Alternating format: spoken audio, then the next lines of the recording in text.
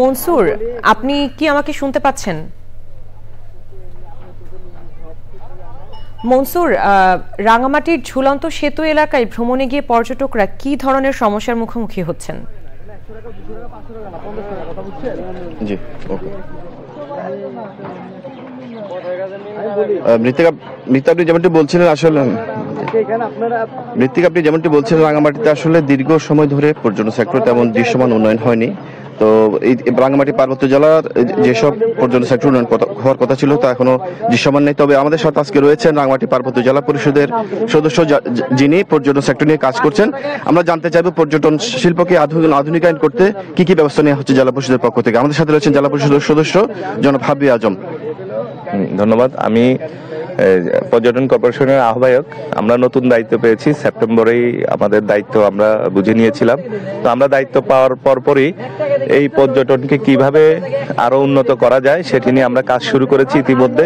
তো এখানে প্রথমেই আমরা যে বিষয়টি দেখতে পেয়েছি সেটি হচ্ছে এখানে ওয়াশরুমের যে সংকটগুলো রয়েছে, যেটি বিগত সময়ে সংবাদ মাধ্যমে এসেছে, মানুষের বিভিন্ন অভিযোগ থেকে এসেছে। তো আমরা এখানে ওয়াশরুম এই পর্যটন কর্পোরেশনে একটি ব্রিজের ওই পারে আরেকটি এই পারে আমরা ওয়াশরুম করছি এবং এখানে যত্রতত্র যে দোকানপাট রয়েছে সেই দোকানপাটগুলো একটা শেডের নিচে নিয়ে আসার জন্য একটা শেড করে দিচ্ছি এবং এখানে আরো নানা ধরনের নতুনত্ব যাতে আনা যায় সেজন্য আমরা নতুন নতুন পরিকল্পনা নিচ্ছি, ইতিমধ্যেই হাতে নিয়েছি।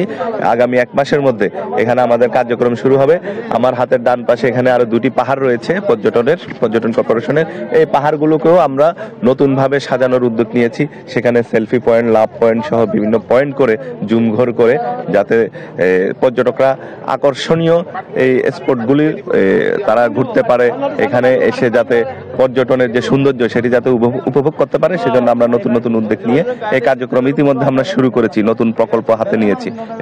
আচ্ছা, যেটি বলছি আসলে রাঙামাটিতে এই ইতিমধ্যে জেলা পরিষদের পক্ষ থেকে প্রজেক্ট নেওয়া হয়েছে। আশা করছি দ্রুত সময়ের মধ্যে পর্যটন শহরকে আধুনিকায়ন করার জন্য উদ্যোগ নেওয়া হবে। এটাই ছিল রাঙামাটি থেকে সর্বশেষ।